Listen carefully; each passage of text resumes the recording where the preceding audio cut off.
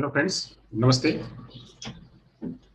दिशा academy की तरफ से आज आपके बीच diploma special education hearing impairment का तीसरा पेपर लैंग्वेज एंड कम्युनिकेशन, जो फर्स्ट सेमेस्टर का जो पेपर हो रहा है उसका तीसरा पेपर का सॉल्व पेपर आपके सामने प्रस्तुत किया जा रहा है।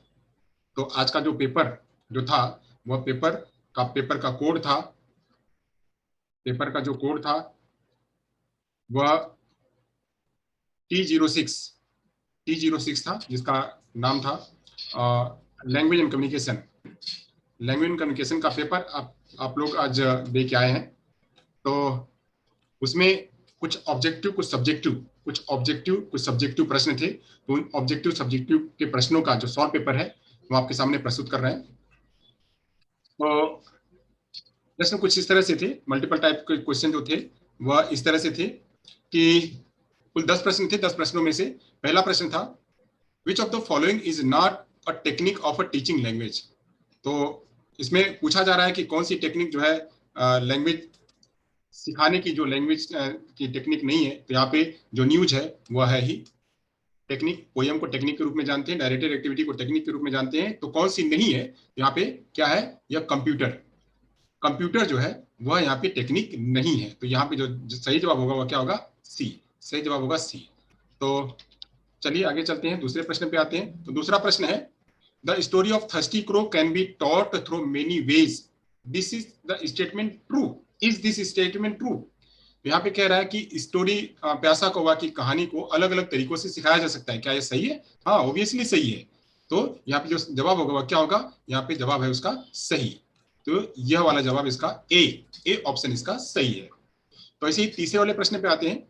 तीसरा वाला प्रश्न क्या कह रहा है कि the best place for supporting the language development of a child is कहाँ पे बच्चे को ज्यादा से ज्यादा सपोर्ट कहाँ मिल सकता है भाषा सिखाने के लिए, भाषा विकास के लिए।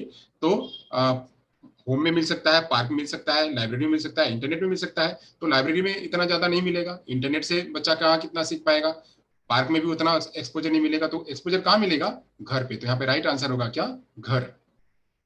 चौथा प्रश्न पे आते हैं, the first teacher for a child is his her. पहला टीचर, बच्चे का पहला टीचर, पहला शिक्षक कौन होता है। तो पहला शिक्षक कौन होगा, स्पेशल एजुकेटर होगा। स्पेशल एजुकेटर कैसे पहला शिक्षक होगा, रिसोर्स टीचर होगा? नहीं, यानी स्पेशल एजुकेटर भी नहीं होगा, रिसोर्स टीचर भी नहीं होगा, ऑडियोलॉजिस्ट भी नहीं होगा। तो कौन होगा, उसके माता पिता। क्योंकि बच्चा जब पैदा होता है तो मम्मी पापा के साथ में रहता है, तो सिखाने का काम कौन करते हैं, तो मम्मी पापा करते हैं। तो यहाँ पे जो उसका जो राइट आंसर होगा वह सी सी होगा, पेरेंट्स। तो यहाँ पे आते हैं पांचवें प्रश्न पे, the prime focus of a special educator is. जो स्पेशल एजुकेटर का जो मुख्य मुख्य कार्य होता है, क्या कार्य होता है, किस पर फोकस करते हैं। तो यहाँ पे कह रहा है, पहला ऑप्शन है developing language at a very young as, बहुत ही जल्दी शीघ्र अवस्था में ही बच्चे का भाषा विकास करना। Developing reading skills, practising language at a very young age, developing writing skill. तो यहाँ पे क्या होगा, राइट आंसर होगा कि developing language at a very young age. ये वाला उसका राइट सही जवाब होगा कि शीघ्र अवस्था में ही बच्चे का भाषा विकास करना, शीघ्र अवस्था में बच्चे का भाषा का अभ्यास कराना। यह जवाब नहीं होगा। यहाँ पे डेवलपिंग राइटिंग स्किल भी नहीं होगा। स्पेशल एजुकेटर का काम क्या है, तो काम है यहाँ पे बच्चे का भाषा विकास करना। छठवां प्रश्न पे आते हैं। तो छठवां प्रश्न है, यहाँ पे कहा जा रहा है कि helps in developing language and communication skills. कौन सी चीज है जो कि बच्चे के भाषा विकास में, भाषा और संप्रेषण विकास में मदद करता है। तो क्या है, मास्टरी लेवल ऑफ लर्निंग। ये तो बहुत लंबा काम है, तो इतना इतना तक तो ये होगा नहीं, तो मास्टरी लेवल लर्निंग नहीं होगी। कंप्यूटर असिस्टेड लर्निंग, तो ये भी नहीं होगी। यहाँ पे भी बच्चे का भाषा संप्रेषण विकास नहीं हो सकता है इसके मात्र इसी के जरिए। ह्यूरिस्टिक लर्निंग, बच्चा खाली खोज के माध्यम से सीखेगा, तो यहाँ तो पद्धति हो नहीं रही है, इससे भी नहीं होगा। तो क्या होगा, बच्चे को एक्सपीरियंस के जरिए बच्चे का भाषा और संप्रेषण विकास हो सकता है। जैसे बात होती है 3 E's, तो 3 E's का ही भाग है एक एक्सपीरियंस। तो 3 E's जो है यहाँ पे एक्सपीरियंस, एनवायरमेंट और एक्सपोजर। तो यहाँ पे एक्सपीरियंस का ये पार्ट आया हुआ है, इसका मतलब क्या है, ये जवाब इसका सही होगा, सी। चलिए, तो 6 प्रश्नों हमने यहाँ पे देखा। आगे प्रश्न को देखते हैं, आगे के प्रश्न को देखते हैं। तो आगे प्रश्न है 7वां प्रश्न। 7वां प्रश्न लेके आते हैं। 7वां प्रश्न में क्या बात कही जा रही है। तो 7वें प्रश्न में कहा जा रहा है, reading book is an essential of manual communication, interpersonal communication, linguistic communication, non linguistic communication. तो यहाँ पे पुस्तक को पढ़ना क्या होगा, पुस्तक को पढ़ रहे हैं तो मैनुअल कम्युनिकेशन होगा नहीं, वहां पे साइन हो नहीं रही है, वहां पे हस्त संचालित कोई बात नहीं हो रही है, तो यह जवाब नहीं होगा। इंटरपर्सनल, हम एक दूसरे से बातचीत नहीं कर रहे हैं, तो ये भी नहीं होगा। यहाँ पे लिंग्विस्टिक, क्योंकि पुस्तक में क्या होते हैं, सारा भाषा होता है, तो भाषा को ग्रहण कर रहे हैं, तो हमारा कम्युनिकेशन हो रहा है, तो कैसा हो रहा है, वो होगा लिंग्विस्टिक कम्युनिकेशन। नॉन लिंग्विस्टिक कहाँ आता है, इसमें गेस्चर्स आता है, बॉडी लैंग्वेज आता है, तो गेस्चर्स बॉडी लैंग्वेज इसमें नहीं है। यहाँ पे क्या है, पुस्तक में भाषा होती है, तो भाषा से हम संप्रेषण करते हैं, लिंग्विस्टिक कम्युनिकेशन होगा। 8वां प्रश्न पे आते हैं। Speech through speech plus sign is a motto, किसका मोटो है, स्पीच के जरिए स्पीच प्लस साइन, जहां पे स्पीच के जरिए स्पीच प्लस साइन आएगा, ये मोटो किसका होगा, तो मोटो होगा टोटल कम्युनिकेशन का। ओरलिज्म का ये नहीं होगा, क्यों नहीं होगा, क्योंकि इसमें speech through speech plus aural oral के साथ में तो ये होता है, बाइलिंगुअल में मैनुअल प्लस मैनुअल होता है, नेचुरलिज्म है नहीं यहाँ पे, तो ये सब नहीं होंगे। सही जवाब क्या होगा यहाँ पे, ए, टोटल कम्युनिकेशन इसका राइट आंसर है। 9वां प्रश्न पे आते हैं। What is the primary purpose of assessment during teaching? जो अगर हम टीचिंग करा रहे हैं तो हमारा मुख्य उद्देश्य, असेसमेंट का मुख्य उद्देश्य क्या होता है, तो बच्चों को कंपेयर करना, ना भाई ना, ये तो हो नहीं सकता है। ग्रेड स्टूडेंट्स, बच्चों को ग्रेड देना, यह भी नहीं है, हमारा जो असेसमेंट पढ़ाने के समय में हम ग्रेड नहीं दे सकते हैं, तो ये भी नहीं होगा। To help make decision, decision भी है तो समेटिव असेसमेंट का होता है, तो ये भी नहीं होगा। तो हम क्लास में जब पढ़ा रहे हैं तो उस दरमियान क्या होगा, हमारा टू इम्प्रूव इंस्ट्रक्शंस, हमारा पढ़ाने का तरीका, पढ़ने का तरीका हमको सुधार करना है, तो इसलिए यहाँ पे सही जवाब होगा सी। 10वें प्रश्न पे आते हैं।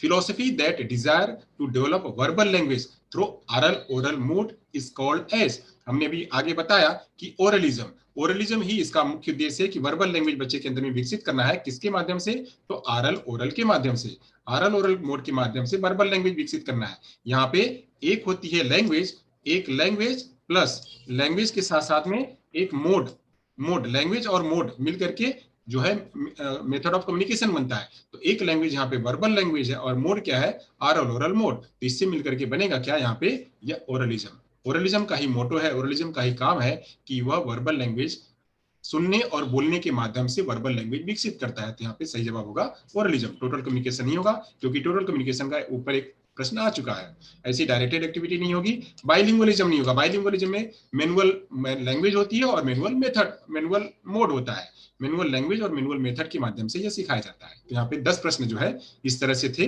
आपके सामने हमने प्रस्तुत किए। चलिए अब यहाँ से आगे चलते हैं, अब यहाँ से आगे चलते हैं, आगे की बात करते हैं। अगला प्रश्न है ट्रू और फॉल्स की, ट्रू और फॉल्स का प्रश्न है, तो ट्रू और फॉल्स को देख लेते हैं। यहाँ पे देख रहे हैं, syntax is a arrangement of a word in sentence, जो है यहाँ पे शब्दों को अरेंजमेंट किया जाता है वाक्य में, तो उसे कहते हैं क्या, सिंटैक्स। तो ये बिल्कुल सही आंसर है, सही जवाब है। Phoneme is a smallest meaningful unit of a sound in a language, सही बात है। जो फोनीम है वह साउंड का एक छोटी इकाई है, छोटी इकाई है, मतलब भाषा में साउंड, साउंड एक छोटी इकाई है फोनीम, तो ये भी क्या है, ये बिल्कुल राइट आंसर है। Sign language is a language that uses visual manual modality to convey meaning, सही बात है। तीसरा वाला सब जवाब भी सही है, क्यों, क्योंकि यहाँ पे विजुअल मैनुअल का मोड हो रहा है, विजुअल मैनुअल का मोड हो रहा है वहां पे साइन लैंग्वेज के माध्यम से कन्वे करने के लिए, साइन लैंग्वेज में जो है विजुअल मैनुअल मोडालिटी का प्रयोग हो रहा है मीनिंग को कन्वे करने के लिए, तो ये राइट आंसर है, यह भी सही जवाब है। Child babbling occur during 6 to 9 month, सही बात है, बेबलिंग जो है छठे महीने से स्टार्ट हो जाती है, तो छठे महीने से स्टार्ट हो जाती है बेबलिंग, तो यह भी क्या होगा, यह राइट आंसर होगा। अब यहाँ पे 5वां प्रश्न है, कह रहा है Fitzgerald is a part of natural method of teaching language, नहीं, यह जवाब सही नहीं है, यह गलत है। क्यों गलत है, तो फिट्जगेराल्ड स्ट्रक्चरल मेथड का पार्ट है, स्ट्रक्चरल मेथड फिट्जगेराल्ड और एप्पल ट्री, ये दोनों स्ट्रक्चरल मेथड के पार्ट है, नेचुरल मेथड में यह नहीं आता है, तो यह जवाब क्या होगा, गलत होगा। चलिए तो यहाँ पे हमने देखा कि ट्रू फॉल्स, तो ट्रू फॉल्स में 4 ऊपर के सही है और एक 5वां गलत है। चलिए अब हम यहाँ पे देखते हैं आगे कि fill in the blank, fill in the blank की चर्चा कर लेते हैं, उसमें क्या है, तो फिल इन द ब्लैंक में है, in language the study of meaning is called, भाषा में जब हम अर्थों का अध्ययन करते हैं तो उसे कहते हैं सिमेंटिक, अर्थघटन, उसे हम सिमेंटिक कहते हैं, तो यहाँ पे होगा सिमेंटिक। आगे कह रहा है dot dot dot focuses on developing verbal language through speaking and signing, यहाँ पे वर्बल लैंग्वेज स्पीकिंग और साइनिंग के माध्यम से, साइनिंग मतलब साइन सिस्टम, स्पीकिंग और साइनिंग के माध्यम से वर्बल लैंग्वेज का विकास करना, यह कौन करता है? तो यह करता है टोटल कम्युनिकेशन। तो यहाँ पे होगा टोटल कम्युनिकेशन। क्या? टोटल कम्युनिकेशन, संपूर्ण संप्रेषण, वही जो है वर्बल लैंग्वेज के साथ में स्पीकिंग और साइन का प्रयोग करती है। अब यहाँ बात हो जा रहा है तीसरा वाला, तीसरा देखते हैं, the technique followed in teaching sandwich making. देखिए सैंडविच मेकिंग, जहां पे भी कुछ बनाना आ गया, जहां पे बनाने की क्रिया आ गई, वो होती है डायरेक्टेड एक्टिविटी। तो यहाँ पे टेक्निक पूछ रहा है भाषा सिखाने में, सैंडविच बनाना है तो क्या कैसे करेंगे? तो डायरेक्टेड एक्टिविटी के माध्यम से करेंगे। ये डायरेक्टेड एक्टिविटी जो है वह यहाँ पे सही जवाब होगा। चौथा प्रश्न क्या है? Method of teaching mainly focuses on building communication ability. जब हम कम्युनिकेशन की एबिलिटी विकसित करते हैं तो वहां पे, और ऐसे ही मतलब हम नेचुरल मेथड में करते हैं, तो नेचुरल वे ही उसका जो मेथड होता है वह नेचुरल वे होता है। कम्युनिकेशन जब बिल्ड कैसे होगा? वह नेचुरल मेथड के माध्यम से। जब हम यहाँ पे 3 ईज का इस्तेमाल करेंगे तो 3 ईज के इस्तेमाल से वह 3 ईज भी नेचुरल मेथड में ही आता है। तो नेचुरल मेथड के माध्यम से हम क्या कर सकते हैं? कम्युनिकेशन एबिलिटी बिल्ड कर सकते हैं। आगे कह रहा है dot dot dot is essential for speaking. तो बोलने के लिए क्या जरूरत है? बोलने के लिए लिसनिंग, सुनना जरूरी है। तो अगर हमको एक्सप्रेस करना है तो हमको रिसेप्शन होना जरूरी है। एक्सप्रेस अगर हमको करना है तो एक्सप्रेस करने के लिए रिसेप्शन जरूरी है। एक्सप्रेस करने के लिए हमको रिसेप्शन जरूरी होता है। तो रिसेप्शन क्या होगा? ये तो हो गया, ये स्पीकिंग हो गया, एक्सप्रेशन। अब तो एक्सप्रेशन करने के लिए हमको रिसेप्शन की जरूरत पड़ेगी। तो रिसेप्शन कहां से लेंगे? तो लिसनिंग से। लिसनिंग क्या होगी? या रिसेप्टिव। तो रिसेप्ट जितना हमारा पास होगा उतना ही हम एक्सप्रेस कर पाएंगे। तो रिसेप्टिव स्किल हमारे पास जितनी होगी उतना हम क्या कर पाएंगे? एक्सप्रेसिव कर सकेंगे। यानी लिसनिंग जरूरी है स्पीकिंग करने के लिए। तो यहाँ पे जो है ये फिल इन दी ब्लैंक के भी आपके सामने यहाँ पे हमने प्रस्तुत किया इसके आंसर्स। अब चलिए यहाँ पे शॉर्ट क्वेश्चंस देख लेते हैं। तो शॉर्ट क्वेश्चंस आए हुए 8 में से 5 करने थे। तो यहाँ पे हम थोड़ी थोड़ी चर्चा सभी की कर लेते हैं, थोड़ी थोड़ी सभी की चर्चा कर लेते हैं। तो पहली बात है यहाँ पे कि difference between sign language and sign system. Difference between sign language and sign system, तो इसका अर्थ बताना था। तो क्या होगा? तो साइन लैंग्वेज आप लोग जानते ही हैं कि साइन लैंग्वेज क्या होती है? वह एक मैनुअल, उसके सभी शब्दों का क्या होता है? उसका मैनुअल साइन होता है। सभी शब्दों को, उसके सभी कॉन्सेप्ट जो है, कॉन्सेप्ट उसके सबकी मैनुअल साइन होती है। जबकि साइन सिस्टम में क्या होता है? उसके शब्दों की यहाँ पे कॉन्सेप्ट की साइन होती है, और साइन सिस्टम में शब्दों की साइन होती है। और दूसरा दूसरा क्या होगा इसके अंतर हो सकता है? तो यहाँ पे यह जो है नेचुरली, साइन लैंग्वेज नेचुरली आती है, जबकि साइन सिस्टम क्या होता है? वह आर्टिफिशियल होता है, उसको बनाया जाता है, उसको लोग बनाते हैं। साइन लैंग्वेज जो है वह डेफ लोगों के द्वारा बनाई गई होती है, जबकि साइन सिस्टम जो है वह जो हियरिंग स्कॉलर होते हैं उनके द्वारा बनाई गई होती है। साइन साइन बाइलिंगुअल मेथड में प्रयोग होती है साइन लैंग्वेज, जबकि साइन सिस्टम जो है वो टोटल कम्युनिकेशन में प्रयोग होती है। साइन साइन जैसे एएसएल, बीएसएल, आईएसएल, तो साइन सिस्टम क्या होगा? साइनिंग इन हिंदी, साइनिंग इंग्लिश, साइनिंग, यानी सभी शब्दों की अलग अलग साइन होती है। तो ये जो है ये अलग अलग इसके क्या है? ये होते हैं। अब साइन में साइन लैंग्वेज की खुद की ग्रामर होती है, और साइन सिस्टम का ग्रामर नहीं होता, वो वर्बल लैंग्वेज के ग्रामर पे डिपेंड करती है। तो ये हो गया पहले प्रश्न का आंसर। दूसरे प्रश्न का आंसर क्या होगा? तो concept of basic language competence मतलब क्या? कि बच्चे के अंदर में एक बेसिक भाषा, बुनियादी जो है क्षमता, बुनियादी भाषा क्षमता उसके अंदर में हो। यानी बच्चे को फोनिम के बारे में जानकारी हो, मार्फिम के बारे में जानकारी हो, सिमेंटिक के बारे में जानकारी हो, सिंटेक्स के बारे में जानकारी हो, सिंपल एक्सप्रेशन और सिंपल एक्सप्रेशन बच्चे को पता हो। मतलब उसको रिसेप्शन और एक्सप्रेशन दोनों बच्चे को पता हो। ये उसकी बेसिक लैंग्वेज कंपिटेंसी हो गई। अब चलिए बात करते हैं तीसरा प्रश्न, कैरेक्टरिस्टिक्स ऑफ लैंग्वेज। तो कैरेक्टरिस्टिक्स ऑफ लैंग्वेज क्या होती है? बहुत सारे कैरेक्टरिस्टिक्स है भाषा सीखने की। तो मतलब भाषा की बहुत सारी कैरेक्टरिस्टिक्स है। तो भाषा क्या होती है? ऑडिटरी वोकल अप्रोच होता है इसमें, यानी वह सुना भी जा सकता है, उसको बोला भी जा सकता है। भाषा को रैपिड फीडिंग इसमें देखी जाती है। भाषा में टोटल फीडबैक भी मिलता है। तो भाषा ट्रेडिशनल ट्रांसमिशन होती है।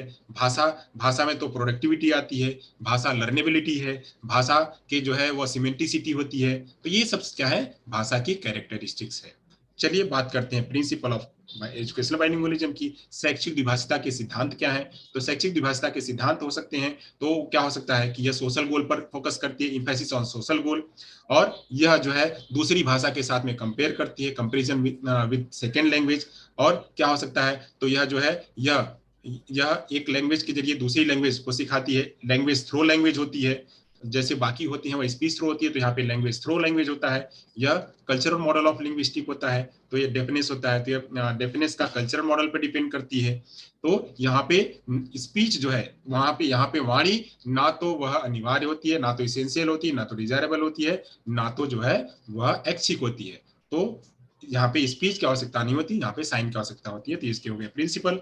अब बात करते हैं pre requisites of language development, तो क्या हो सकता है, तो उसके लिए जो है बात कर सकते हैं। तो बच्चे के लिए पहले सुनना जरूरी है। भाषा विकास के लिए सबसे पहले क्या जरूरी है, तो हियरिंग जरूरी है। बच्चे का लैंग्वेज एक्विजिशन डिवाइस जरूरी है। बच्चे के पास जो है वह 3 E's जरूरी है। भाषा अगर विकास करना है तो एक्सपोजर, एक्सपीरियंस, एनवायरनमेंट, ये जरूरी है बच्चे को। बच्चे के पास इननेट कैपेसिटी होनी चाहिए और बच्चे के पास परसेप्चुअल एबिलिटी भी होनी चाहिए। तो ये सब क्या है, pre requisites of language development है। चलिए वही बात करते हैं अगले प्रश्न की, 6वें प्रश्न की। तो natural method of teaching language क्या है, तो नेचुरल मेथड का मतलब होता है कि बच्चे को प्राकृतिक वातावरण में भाषा सिखाना। वहां पे बच्चे को ऐसा माहौल देना जहाँ पे कि बच्चा अपने आप सीख सके, अपने आप बात करे। वहां पे खाली एनवायरनमेंट देना है, वहां पे एक्सपोजर देना है, वहां पे बच्चा आसानी से सीख पाएगा। वहां पे कोई प्रेशर बच्चे को नहीं देना है। तो ऐसे प्रकार की जहाँ पे प्राकृतिक माहौल में बच्चे को भाषा सिखाया जाता है वो होता है नेचुरल मेथड। ओके, तो अब आगे चलते हैं 7वें पे प्रश्न पे आते हैं। Any 5 activities for developing pre reading skills in CWHI। कोई 5 एक्टिविटी जो CWHI बच्चों में रीडिंग स्किल सिखाए। तो ऐसे हम ले सकते हैं बच्चे को। तो हम कह सकते हैं कि टिक मार करो, शब्दों से शब्दों में टिक मार करो, बच्चे सर्कल लगाओ, जो शब्द है उस पर सर्कल लगाओ तो बच्चा वहां पे रीडिंग कर सकता है। बच्चे को पिक्चर से पिक्चर मैच कराने के लिए कह सकते हैं, शब्दों से शब्दों को मैच कराने के लिए कह सकते हैं। जो कोई अगर मिसिंग वर्ड है तो मिसिंग वर्ड को फाइंड आउट करने के लिए कह सकते हैं। फिल इन द ब्लैंक ले सकते हैं। तो ये सब क्या है, इससे बच्चे का भाषा जो है वो कौशल विकास करा सकते हैं, रीडिंग कौशल बच्चे का विकास करा सकते हैं। अब अगला जो अंतिम प्रश्न है, difference between formal and informal assessment है। तो उसका मतलब क्या है कि फॉर्मल औपचारिक और इनफॉर्मल अनौपचारिक। तो फॉर्मल इनफॉर्मल में जब, जैसे अभी आप लोगों ने एग्जाम दिया है, तो ये क्या है, एग्जाम जो है फॉर्मल फॉर्मल असेसमेंट है। ये फॉर्मल असेसमेंट का जो है एग्जाम्पल है। वहीं जब आप क्लास में टीचर आकर के वो जो एग्जाम लेते हैं वह इनफॉर्मल असेसमेंट का जो एग्जाम्पल होता है। तो जो फॉर्मल असेसमेंट होता है वह लगभग, फॉर्मल असेसमेंट लगभग NRT की बेस पर होता है, जबकि इनफॉर्मल असेसमेंट TMT की बेस पे होता है। तो फॉर्मल असेसमेंट में बच्चे को जो है वो कहीं पास फेल देने की बात होती है। इनफॉर्मल असेसमेंट कोई पास फेल नहीं, वहां पे खाली इंस्ट्रक्शंस को पता करने की बात होती है। तो ये जो है ये आपके सामने कुल प्रश्न, ऑब्जेक्टिव टाइप के प्रश्न, फिर उसके बाद true false, fill in the blank, short answer, इसका जो है यहाँ पे एक्सप्लेनेशन किया गया। तो होप आप लोगों को जो है प्रश्नों का जवाब मिल गया होगा।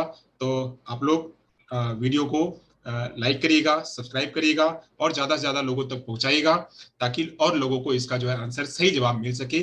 आने वाले समय में कोई दूसरा भी अगर एग्जाम दे तो उसको यह मॉडल, यह जो है क्वेश्चन पेपर, उसको सॉल्व क्वेश्चन पेपर उसको मदद कर सके। तो थैंक यू सो मच।